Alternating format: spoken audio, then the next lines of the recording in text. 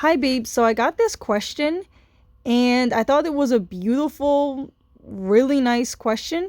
So I'm going to go ahead and lay it out. I'm going to start with being bisexual and I'm going to do 5 minutes for bisexual, 5 minutes for biracial. So, anyway, let's get started. Being bisexual wasn't very hard at all. It was really interesting. I came out the closet when I was like 14 to my mom. It was awesome. My mom, I've said this so many times, my mom was so damn supportive.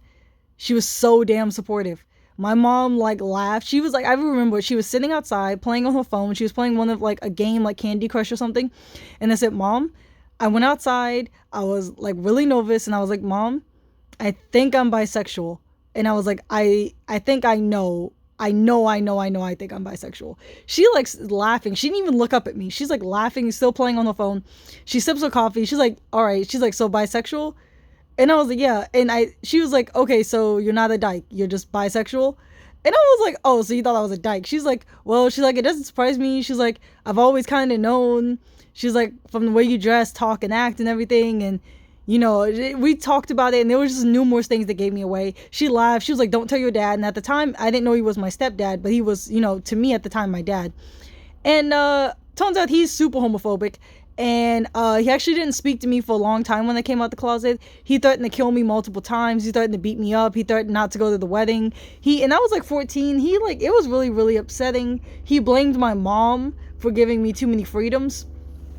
And it was like, it was pretty wild. It was really, really crazy. At the time also, all my friends came out. So I had a good, strong family support and friend support. I can't say thank you enough for that. I know a lot of people don't get those opportunities and they don't get those benefits really, but it was so awesome. It was so awesome. Like I came out and like all my friends came out and my family was like, cool, we already know. Like it was cool. The main thing was like my dad at the time was like very homophobic, like aggressively homophobic. Like I actually, when I was about 18, actually, what am I saying when I'm about? I met this man who was like 8 years older than me, my ex-boyfriend, and we started dating the day after I turned 18. And my stepdad, who was really hated that my sisters were so promiscuous. I started dating this dude and he was 8 years older than me right after my 18th birthday. My stepdad couldn't have been more happy. And we were out one day and I was like, oh yeah, my ex-girlfriend this. And my stepdad immediately goes, she doesn't have any ex-girlfriend. She's not gay. She's not gay. I don't know why she says that. And like my boyfriend at the time knew all of like my past and everything. So it was really crazy for my stepdad to just, he was in denial to an insane degree, but that's all right. So anyway, this is my dad. This is my real dad. And when I came out to him, he was like, I didn't even like really come out to him. I just told him like, hey, I fuck girls from time to time. Like, I don't know how you feel about that. Cause I met him when I was like 19 and I had a boyfriend at the time. But I said, this is me. He was actually cool with it. A lot of people on my dad's side, to my face at least, are cool with it. I don't know what they say behind closed doors. But yeah, everybody seems to be cool with it. The hardest thing about being bisexual is men. Men are about the hardest part about being bisexual. I wish I was a lesbian. I'm not gonna lie. The crazy thing is, the most annoying thing about men is when you tell them you're bisexual, they immediately ask you to prove it. Which is like, what am I supposed to do? Grab a random woman off the street and kiss her for your own disgusting pleasure? And then the other thing is like, if you're with a guy and he asks you about your, sexuality, and it's like, oh yeah, I'm bisexual. They immediately like, oh, like, have you ever thought about a threesome? And I'm like, yeah, which one of your homeboys do you want to have a threesome with? They get mad as fuck.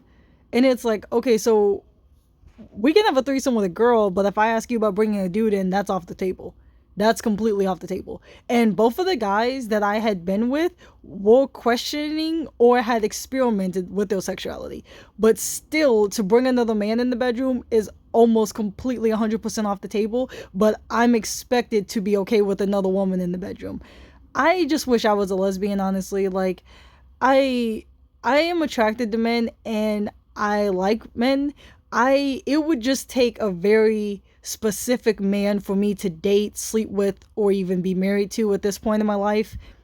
But other than that, being bisexual hasn't been that hard. Being bisexual in Ohio, it's misogynistic, it's racist, it's super fucking overly religious.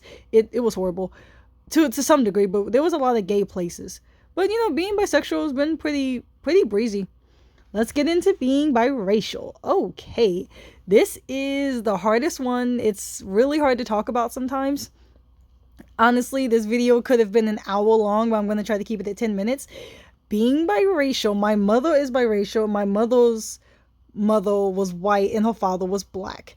So, this has been very interesting. I have dated and messed with a lot of biracial women. And it depends on where they come from, where they live, and different family things. So, me personally, this is just a personal reflection. I have never experienced racism from like direct racism. I've seen it, I've heard it, and whatever. I've never directly really experienced racism from a white person in my entire life. I have seen it. I have literally seen it. It wasn't directed towards me, and I think that's only because I'm biracial. If I'd been black, it would have been directed at me. I've only gotten racist comments to my face, right next to me, to my mom, to my siblings from black people. It has literally never been from another race in my entire life. And and you know what's interesting? I say this and black people are like, no way. It's like, yes, fucking way. Yeah, you guys are fucking racist too. It doesn't, just because you're a minority and you get a lot of the racism doesn't mean you yourself are not racist. That's fucking insane. One of my sisters, she's fully black, and I was talking to her about how people would call me gray, or they would call me beige, or they would call me like a light bright bitch, and like all this other stuff.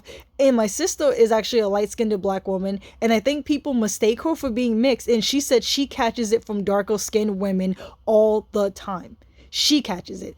And it's very interesting because black women always say, oh, mixed girls always think that they're getting bullied because of their skin color when really they're just bitches. How do you explain lighter skinned black women who get mistaken for being mixed getting bullied for being mixed when they're not mixed at all? So it cannot be personality, because my sister literally, she's fucking way nicer than me. She's one of the nicest people I've ever met. She just gets mistaken for being biracial, and she says all the time, since she was like a young girl, black women will shit on her for her skin color and say little slick shit to her. It's insane. Racism can, like, literally, I've never had a white person say crazy shit to me. Only black people. When I wear my hair natural, black people, older black people, they always tell me, you need to comb that shit out. You need to straighten it. You need a relaxer. Your mama never hold a relaxer. I got that all the time. My hair used to be down to my waist. I had really long, poofy, curly hair. And older black people would be like, your mama doesn't know what relaxer is. Your mom's never seen a hot comb. You don't know what the fuck a hot comb is. And it's like, just because you would like to bone every inch of your hair and fry the fuck out of it does not mean everybody has to do that. And it was ridiculous. I remember going to hair stores with my mom and people making the most craziest, like, would call me a mutt, like a mixed breed mutt. They would like say really aggressive things to my mother and my mom could be mistaken as a white woman even though she is mixed. So that's my experience growing up mixed. And I have ex-partners and family members who are also biracial that only caught racism from white people. They never caught it from black people. And then I have friends who've caught it from both. They've caught it from black people and white people. I have ex-girlfriends who are biracial. They caught it from white people and black people. And I think when you're biracial with anything, not just white or black, you're going to catch it from both sides or either side. Like, there's no side. Like, I feel like people don't understand, like, if you're white and Hispanic, you'd catch it from your white side and your black side, or vice versa, or one side. Like, people just don't accept mixed people like most people assume. It's a very hard thing to go through, and I don't know. Like I said, I have friends and family that have caught racism from solely just white people, but me personally, I've never, like, if I go somewhere with my hair down, I've never had a white person say some crazy shit to me. I've had black people tell me I need to wrap my hair up, I need to straighten it, somebody needs to do something with it. Like, I've had like crazy shit said to me my entire life from black people about different things. I've been called a mixed breed mutt from black people. I've never heard a white person call me an Oreo or call me a beige bitch. Like, I've never had that in my life.